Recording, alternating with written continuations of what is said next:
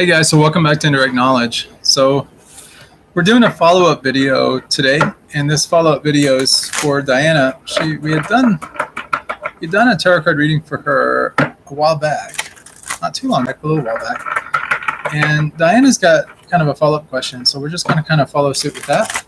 And the follow-up question that she has is she just wanted to kind of figure out, like, besides writing, kind of what other opportunities might come her way. What other kind of things might she look into and that kind of thing. So let's see what we got.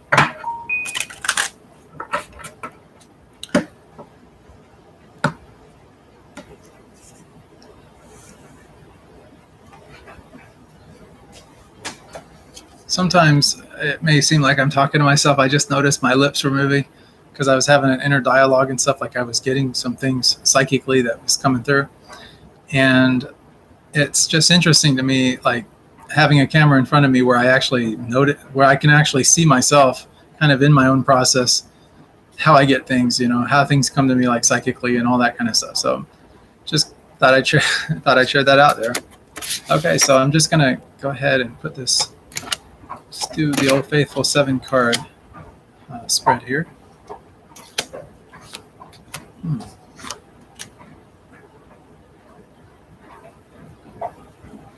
Wow, so in the past, the near past in that, it was the 7 of Pentacles that we had. This is sort of like where we stop to kind of think about, is all this energy that I'm exerting, is all this hard work that I'm putting in, is it really going to pay off? Is it ever going to pay off? So a lot of times people get frustrated, and that's kind of what this card is representing. 7's also a very spiritual card, so it's sort of like we've been fighting in this direction of going with the material for a while, but there's a part of our heart, there's a part of us, our intuitive self that yearns for something a little bit more than just, keeping up with the keep up, so to speak. In other words, materialism, or trying to get ahead in life, or trying to keep up with the Joneses, or trying to make a name for ourselves, or trying to achieve something that's material. Well, from a monk's perspective, guys, and I'm trying to be as objective as I can about this without coming across as religious or, anything like that. That's not my objective with this channel. And I'm sure many of you out there probably don't wish to hear about that kind of thing, but I could be wrong. But when you have like a spiritual, or you have sort of like a divine, or you start to ask questions in your life, and we all do, I think, at some point or other, where we really start to question life and ask ourselves, what's really the point of all of this? Are we just going through the motions of life? What are we going to do? Work really hard, save up money, retire early, hopefully, to do what? To try to be able to go see some cool places, go check out some beaches, go swimming in some fancy swimming pools, maybe buy a nice home that most people can't afford. Is that what it's all about? Only to eventually, a short time later, get old and die. I mean, so there's a part of us that says, and I think it's a thing that goes through a lot of people's minds, is that whole, well, I just want to hedge my bets. What if I'm not able to retire? What if I'm not able to do this? So all this fear and panic and all these kind of things. What if I never achieve my dreams? And when things like that start to happen, then we start to worry and panic and have fear that, maybe my boat's never coming in, my ship's not going to sail. And, it's really unfortunate that we get in that mode of thinking often, because if we start to, act in that way, in other words, take action to be able to achieve things, or to acquire wealth, or material possessions, or things that others can't maybe ever possibly afford due to their unique circumstances and situations, and that, just to set ourselves a higher bar, or to give ourselves something to achieve. And I'm not saying that there's anything wrong with that. I'm just saying that, sometimes we put so much energy and focus into that later on, a part of us, our heart maybe, kind of screams out or yearns for something more, like some kind of a connection, or some understanding of what life is really supposed to be about. What is really the meaning behind all of this? So, that's where spirituality, or metaphysics, or anything like that kind of starts to play into a person's day-to-day life, or starts to take precedent a little bit. And when that happens and people start to go on the spiritual journey, oftentimes the material path that we've been on doesn't really mean as much. It sort of dissipates or becomes much less meaningful to us. And then other things that are more meaningful, we start to recognize, and that really is where our heart starts to go after in that. So anyway, that's that 7 of Pentacles there. I just put that out there because that 7 is about the spiritual. So it's sort of like we've been putting in all this hard work. We've been trying to get this harvest to come in. We've been trying to amass $1 million or amass $1 billion or amass $1 trillion, whatever the objective is. And we're just wondering, well, is it really worth it? I mean, we want to write the great American novel. We want to do this, but we're asking ourselves, is it really, I've been doing quite a bit here, and well, gee, I haven't really been seeing a lot of payoff. And it's not that I hate it. It's just that, I'm starting to question things, and that's where that card is. That's where that past card is. Now, in the present moment, we have something new on the forefront, and that's the Ace of Cups. Cups are usually about relationships. Now, when you get this is a kind of a wish card here. The cup overfloweth. Cups are also very, you see water. So it's kind of that water energy where things are fluid, flowing, movement, creation, things are coming about. We get that with this card a lot. And then in the proverbial hand there, just holding out things for us, offering new things to us, come what may. And of course, the dove is a spiritual sign as well. So it's sort of this intuitive, psychic, spiritual, meaningful, new kind of energy that's starting to come in. And that's where the present moment is with everything right now. It's a really good card. So it's a wish card. So whatever you're desiring in that is coming about, is being manifested. We'll get into more specifics here in a moment. I'm just kind of laying the groundwork here for us. And then we have the 6 of Swords.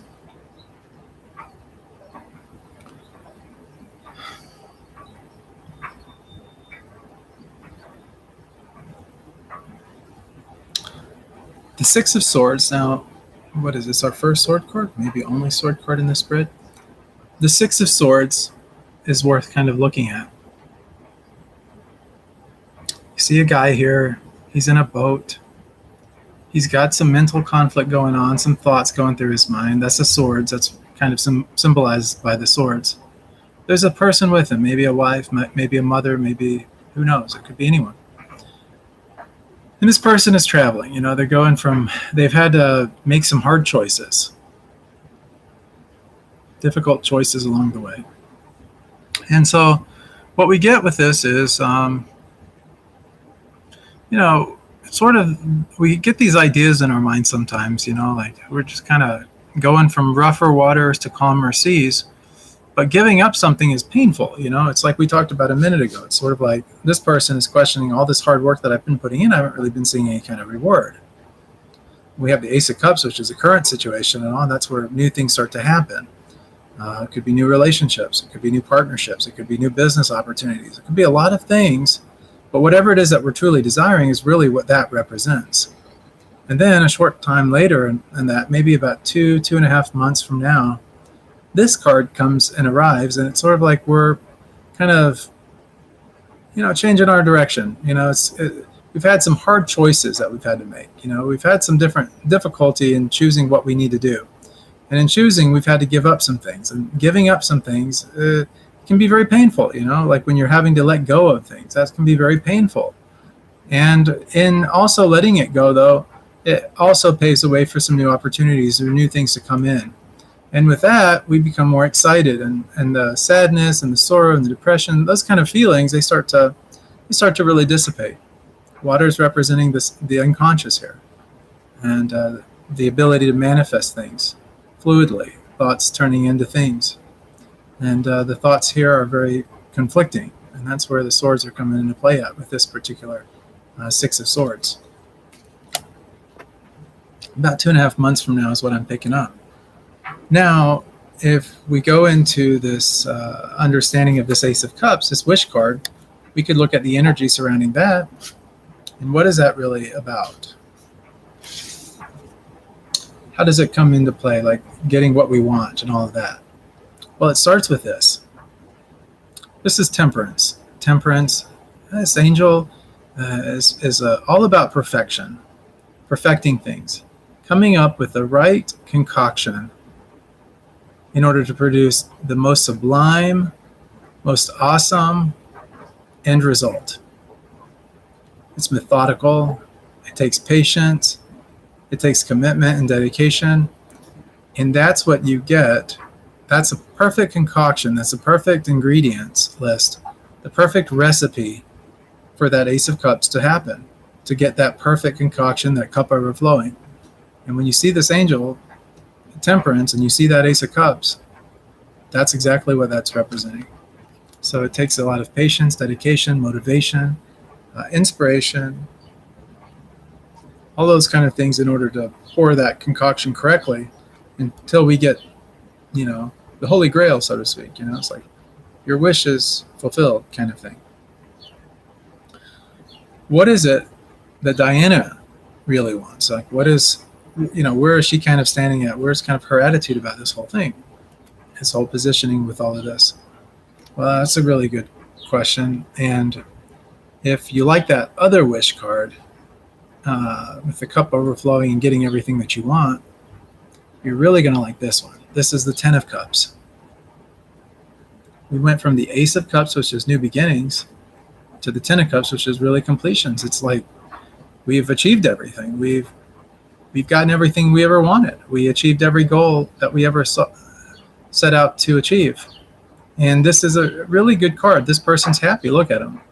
The cups are behind him, all positioned. It's like a trophies at this point. It's like you have those under your belt. You have something to show for that hard work that you put in earlier on. And that's really what this is. We see this. And anything you want at this point is really at your disposal. You have the wealth, you have the relationships or the partnerships or the resources that you need in order to achieve abundance, more abundance. You're already abundantly wealthy or abundantly well off in many respects, but this is just, this is happiness. This person is happy. They've achieved a great deal. And now it's just, this is where it is. And this is kind of where you're at with it. Now, we've completed 2 parts of this thing, and we got 1 more to go. We've completed the past, the present, and the future. Then we got perspective on the present moment. We also got perspective on really where Diana is with everything going on in that. Now we get to the outcome. We get to make sense of that a little bit. So the outcome. The outcome is this card. It's a very interesting card. It's the 5 of Cups. Boy, we're getting a lot of cups in this. But you look at this guy here. A little bit depressed, maybe.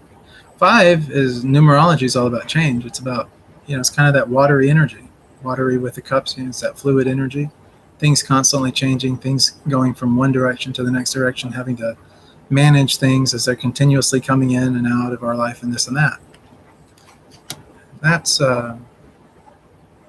really the outcome here, as far as other things that we might be getting or other things that might be coming into our life.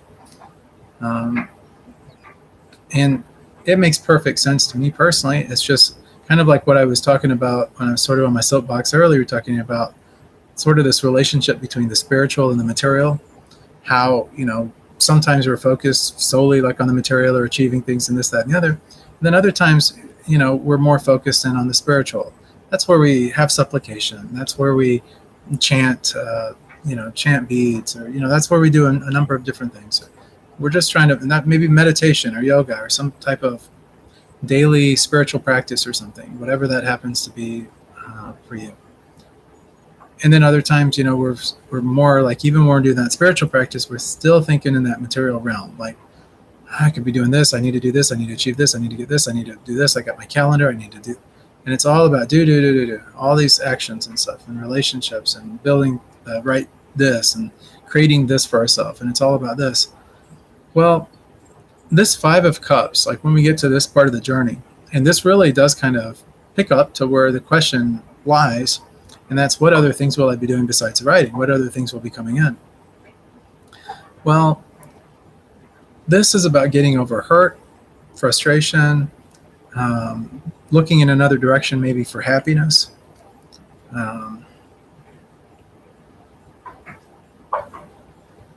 Maybe a little bit of emotional disappointment or some depression or anger. But when this card comes up, this 5, as depressing and as morose or as frustrating as it may be, especially for getting this as an outcome card, there's one thing that a lot of people never really stop to really understand about this particular card. The 5 of Cups, you got to understand, we had the 10 of Cups, which is what, our wish card, right? Kind of what we're desiring. We've had the Ace of Cups, which was at the beginning, and now this 5 of Cups, that's right in the middle. So right now, as far as the outcome goes, it's just kind of in the middle of the journey. The whole journey hasn't taken suit yet, but by the time you get to this middle of the journey and all, you've learned quite a bit. Okay, you've really gotten some insights that you didn't have before.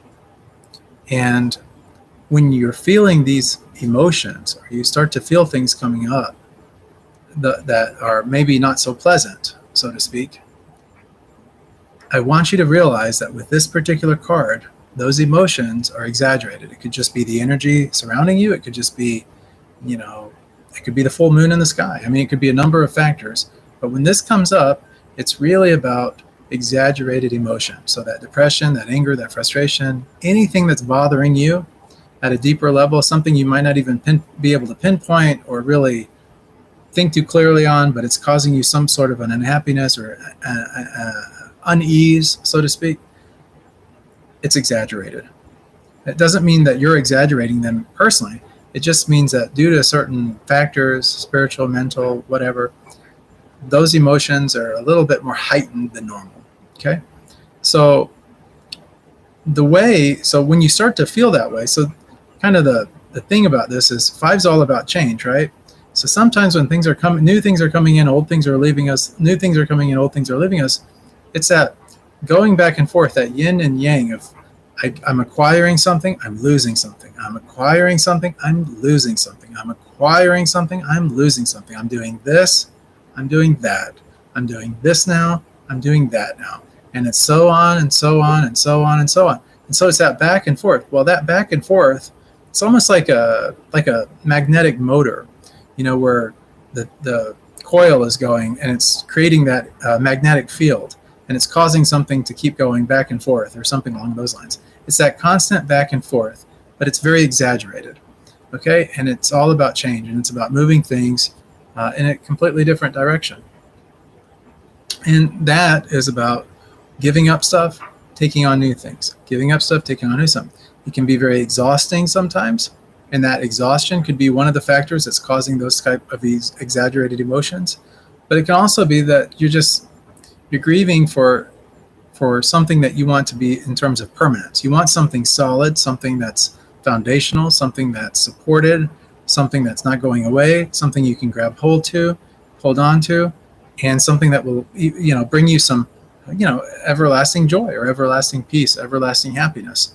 And those are the things that, when people start to experience these kind of emotions or these kind of things come up, that's really sort of like what the soul is kind of yearning after. It's sort of what they're desiring for. And so that kind of happens. Now, what is really the answer to this? We haven't really talked about the answer yet. What's the answer to when this type of situation happens? The answer is the Hanged Man. This person here. The Hanged Man is not a person that's being intentionally hung upside down as a punishment or anything like that. The Hanged Man is intentionally going up, hanging himself upside down, or herself, whoever, and then choosing to see things differently. And that's really the answer here for you. So when it comes to, I'm just going to go ahead and start putting these away.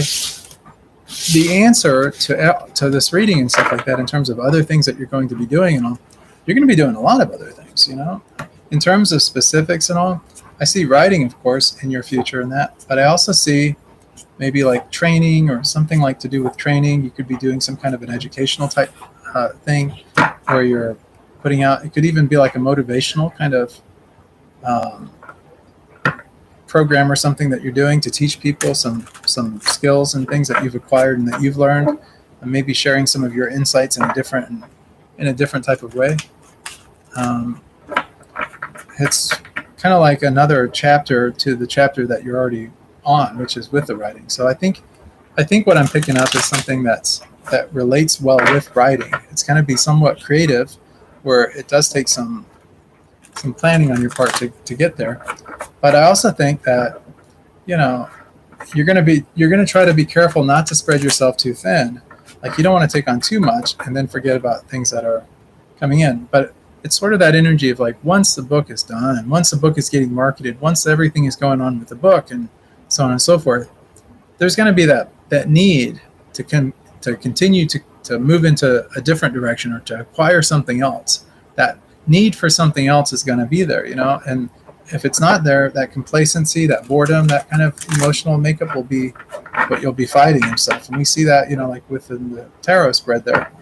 And that energy, that giving and taking and taking and giving and giving and taking and taking and giving and back and forth and this and that, it can be quite exhausting, you know. So the idea is to try to find something in your life that you can do alongside what you're already doing that has more of a permanent fixture in your life. It could be that you're writing consistently different things all the time, but, you know, then you might say to yourself, well, you know, if I write some great book and it makes, you know, a fabulous amount of money, and it gets me some notoriety, it gets me on the map in terms of my niche, popularizes me, all those kind of things. There's a lot of different things that can come about as a result of that. You could do a YouTube channel, you could do some social media, it could be a lot of other different marketing avenues that you could get involved with, you know, where you're branding yourself, and you could create like a personal brand. It could be a branded website, it could be a lot of different things. It could even be a podcast, you know, it could be something where you're interviewing other people relevant to the things that you're creating, you know, like you're putting out there. And in that way, you're adding to the conversation of what's already there, and you're creating more of authority around your brand, and you're building that brand up in that respect.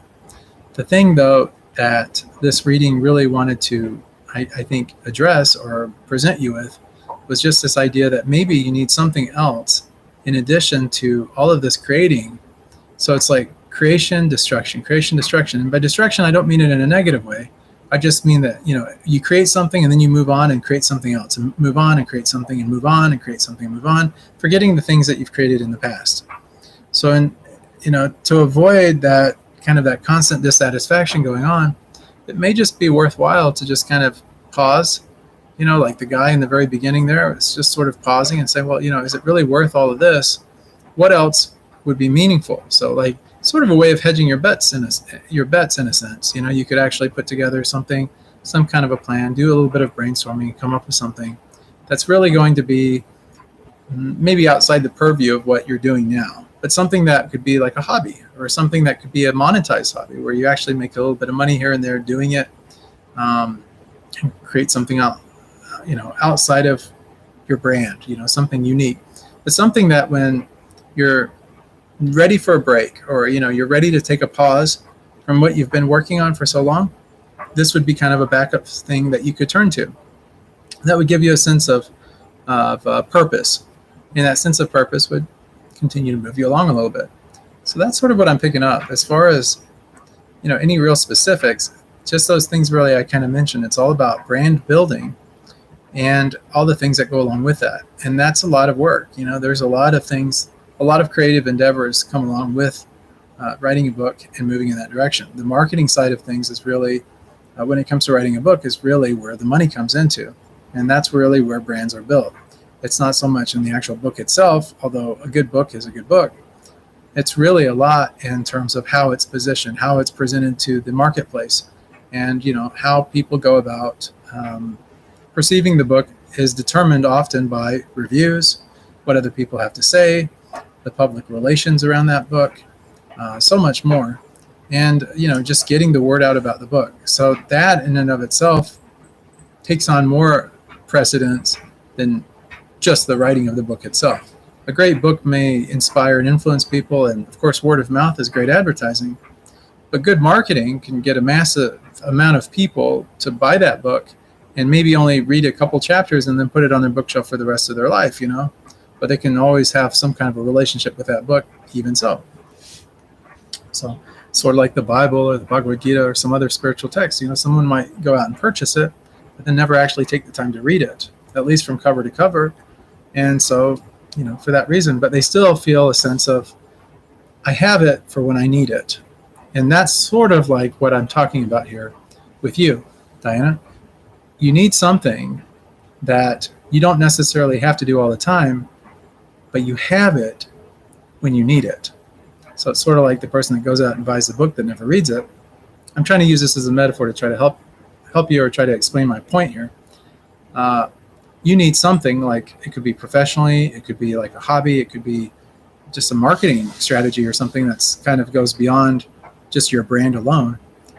Something that you can do so that when the brand is taking off and other things are going on and you just need a break from everything, you're feeling that frustration that we talked about in the reading. When you have that, you have something to turn to kind of give you support, to kind of lift you up. It's sort of like you can be really, really busy. Like for us monks, we do a lot of service work all day long. And then maybe at the end of the day, we do some nice reading or something like that, some spiritual reading, have some nice spiritual discourse. And that's really nice. It's sort of that thing that we can do before bed that kind of calm the mind and to give us something to think about. And it kind of sets the stage for the next day and so on. So hope that helps. I hope you enjoyed this reading and stuff. It was really a nice reading, really positive reading. And I see a lot of really positive things in store for you. I see some fame, some notoriety and things coming your way. I see a lot of things, but I also see a lot of fast movement coming at some point. Not quite right away or anything, but I do see a lot of fast movement and things happening for you. So I'd love to do another reading for you maybe 6-8 months from now and kind of see where we're at with it. So if you're interested, of course, hit me up, or anytime really for that matter. If you have any other questions, please hit me up. As your tarot coach, I'm always here for you. If you just have any questions in general that you just would like a little insight on, hey, hit me up. I'll have my email in the description below this video. Just email me anytime. And then also, for those of you watching in that, if you want to help the monks in our mission, helping spread love for God, and of course, helping us with some of the different projects and things that we take on every day, you can do that. You can go to helpbydonating.com. Again, that website is helpbydonating.com. Give a donation if you want. And that really does help. But just make sure you do it from the heart. No resentment, nothing like that. Whatever you can spare, it's always appreciated. It does go a long way to help us, just in little ways that you wouldn't even imagine. So that's pretty much it. If you haven't already done so, please subscribe to the channel. Please like the video, of course. We would love that. And then, of course, if you want to, you can hit that bell notification below the video. And I believe when you hit that, that gives you notifications whenever we come on. And when we come on and you get notification of it, if you have the time and the patience to get on and to join us in the chat. Sometimes we do get people joining us in the chat. You can ask your questions and all. I'll be happy to answer whatever questions you have, assuming that I have a lot of time on my hands for that. And then if I don't, I can always get back to you at a later point on it. But that's really it. It's great having you guys. I hope that you got a lot out of this video. I hope you learn a little bit more about the tarot and intuition and so on and so forth. Much love, many blessings. I will see you guys on the next episode of Indirect Knowledge.